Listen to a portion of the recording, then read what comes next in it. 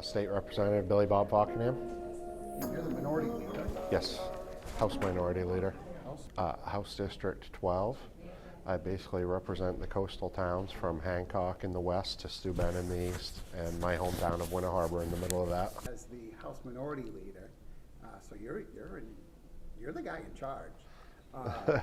This is your first In charge time. of some, not. That's right. Hey, That's right. The we're minority. we're Republicans, so.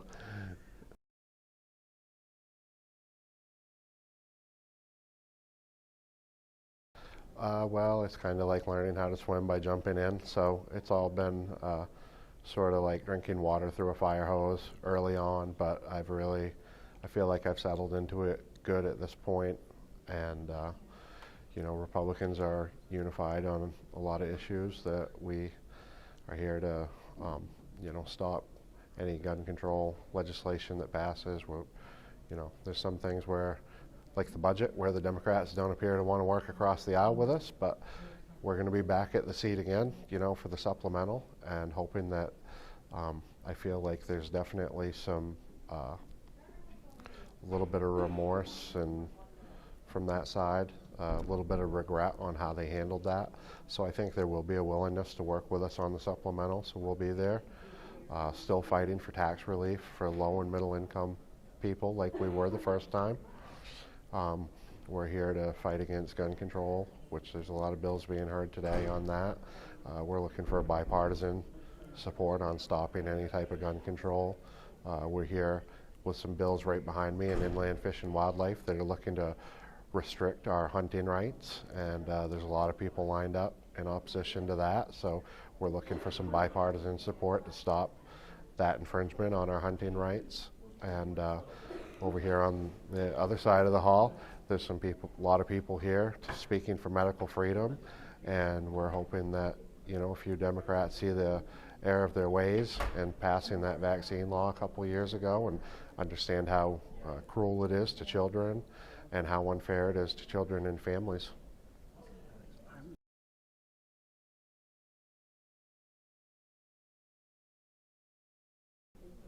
And we did.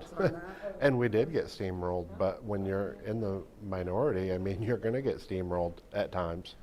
And in those occasions when that happens, it's our job to lift our voices and be heard as much as we can. And we definitely went to the media, we went to the radio, we went to the print media, we went to the news media, and they repeated what we were saying, and that's all we could do. And I think the people of Maine got the message loud and clear that it was Republicans that were fighting for tax relief for low and middle income people.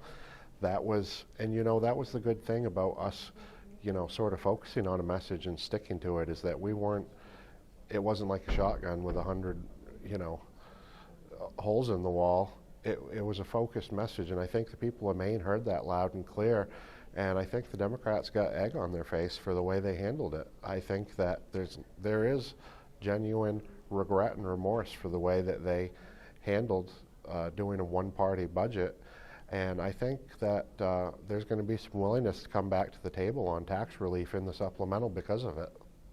Probably even more so. We were asking for a very small commitment in the first round, but when those bigger projections come through and we're looking at a much larger figure, I can tell you right now Republicans are going to fight for a much larger number on the tax relief. So the Democrats' unwillingness to come aboard with a commitment earlier, we're not going away, and what we're asking for is not going to get lower, it's going to get higher.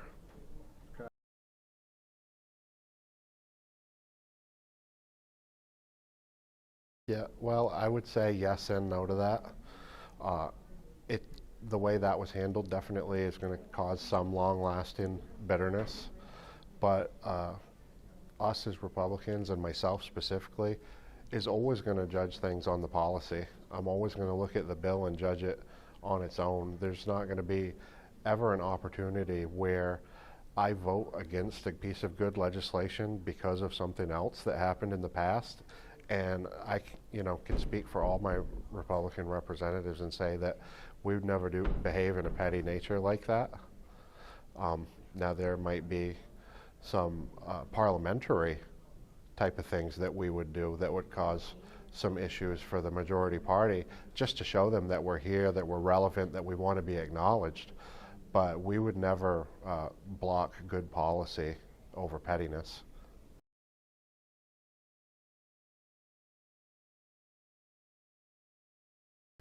Well, the challenges I've faced is that before April 1st, I've already faced two huge budget issues, very controversial ones, both.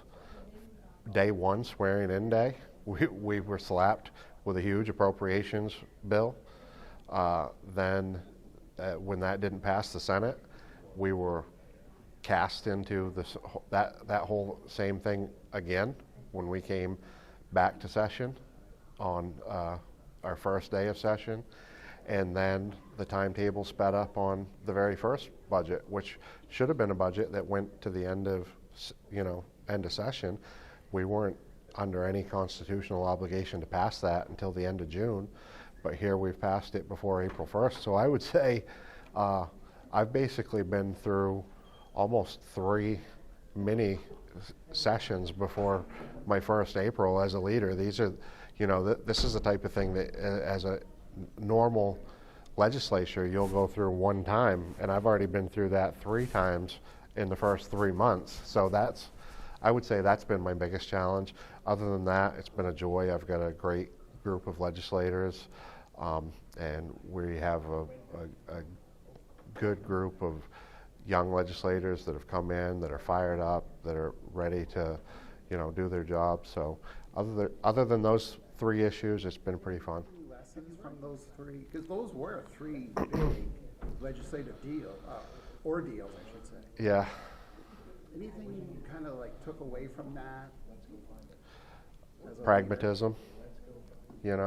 Pragmatism, not to. The Democrats aren't here to play, are they? I never react to anything impulsively or reactionary, and the other thing is you can only control yourself. So some things that are out of your hands, you need to just put them in the Lord's hands, and that's that's how. It's very easy for me to get through every day.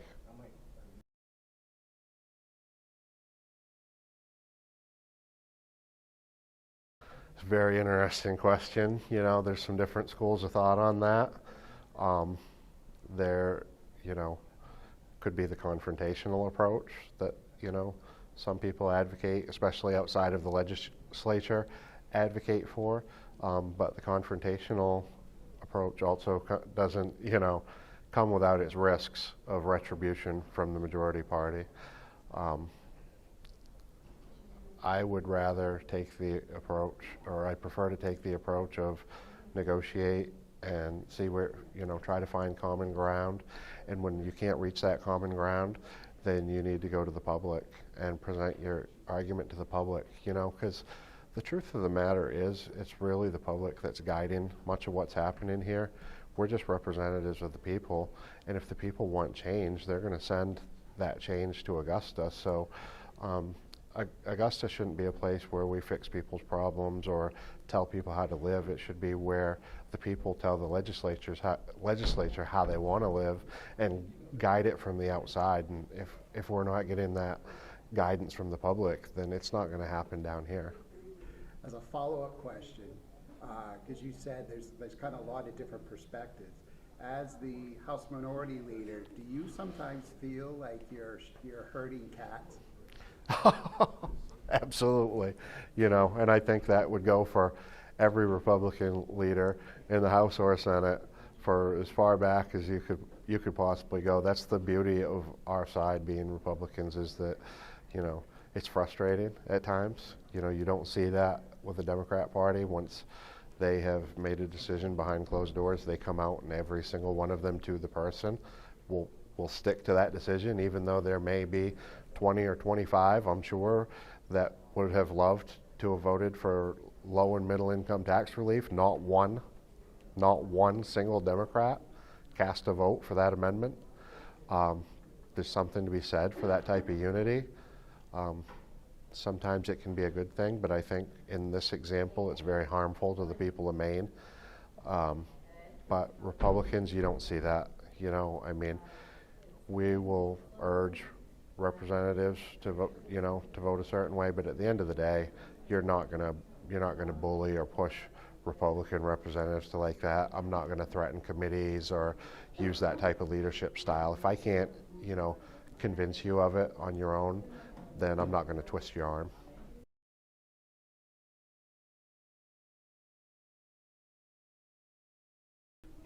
It's funny because the things that sometimes seem like a big deal down here aren't the issues that you hear the most from your constituents at home. And I would say, case in point for me on that is that by far the bill, or actually it's not even a bill, it's more of an issue that isn't even in a bill form to my knowledge at this point, is an aquaculture issue. Back home it was over an aquaculture permit that was in the hands of the department. So the issues, sometimes the bills that we, make the news down here, a lot of times aren't what we're hearing from back home, because a lot of people back home aren't paying attention to what's going on in Augusta. They're not paying attention to the votes we make down here. They're paying attention to what's in their community. One of the issues that you're well known for here in Maine is obviously the lobstering issue. And that affects your constituents. Is that more of a federal issue than it is a state issue? Is there any legislation going on here regarding that? Yeah, we're impacted more by the federal government, certainly, but it's also a very important state issue that we need to keep, at the top of the pile as far as importance for the state. And so far, that's been something that, we spoke about bipartisanship, and that's something that we've maintained bipartisan support on, almost, unanimous support for the lobster industry. So that's one of the issues that we have maintained that good level of bipartisan support on.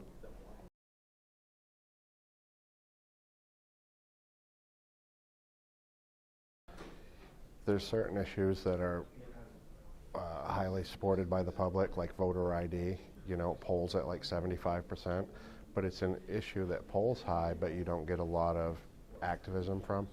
When the public hearing happens, maybe a dozen people show up out of a state with 1.6 million people now.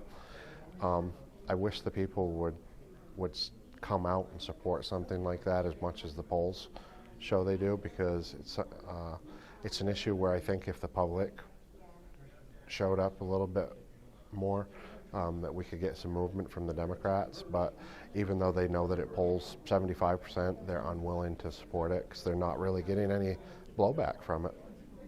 Yeah, that's got to be frustrating for you. Yeah, it's very frustrating, especially when the Secretary of State prints the number out. 162,266 registered Maine voters have no form of Maine ID. Which represents 14% of Maine voters. Seems like an absolutely unrealistic number that many actual Maine citizens don't have a Maine ID. I think there's an issue there. I think it should be something raised by the media more. I think it should be something that the public's aware of, and I don't see any sort of outrage over that.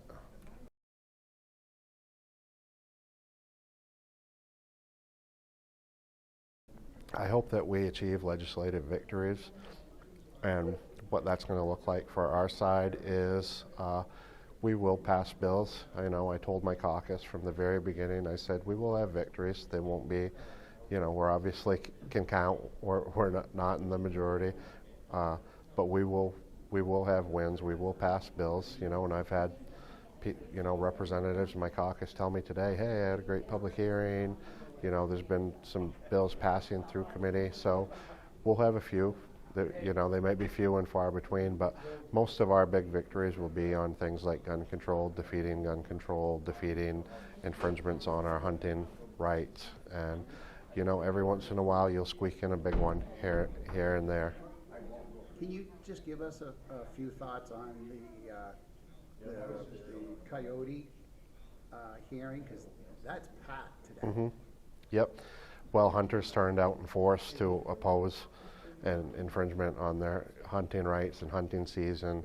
Uh, it's just another effort by animal rights groups to try to incrementally attack hunting. And, today it's coyotes, but the next time it'll be deer, the next time it'll be, bear, it'll be whatever, So I think hunters are realizing that anytime these people show up, you need to come out and oppose them, even if you've, like myself, I've never killed a coyote, but I came and spoke against that because I understand that what these groups do is they try to find a little part that they can get in and move the needle in their direction, which is in the end against all hunting, all forms of hunting.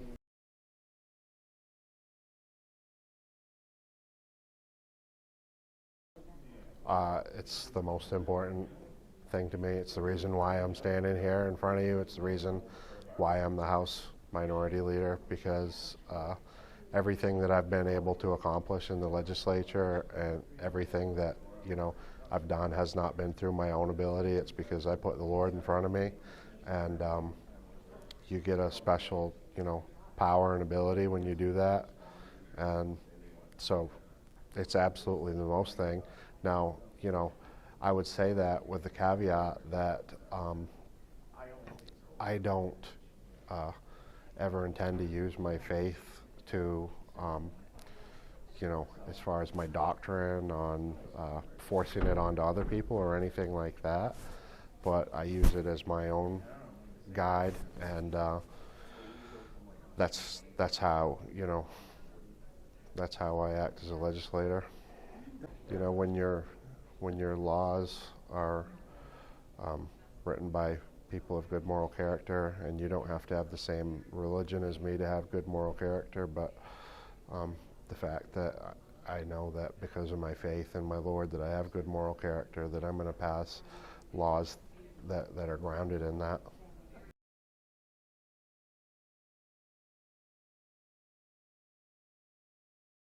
I would say it would be nice if Mainers would jump on their computer a little more, go to mainelegislature.com and track the bills going through these committees. Look at the committees, see what the public hearings are, and you'd probably be surprised the stuff that you'd want to hear have your voice heard, testify on, but you got to get on there because you missed the public hearing, and it's over, So you just have to pay attention, get involved.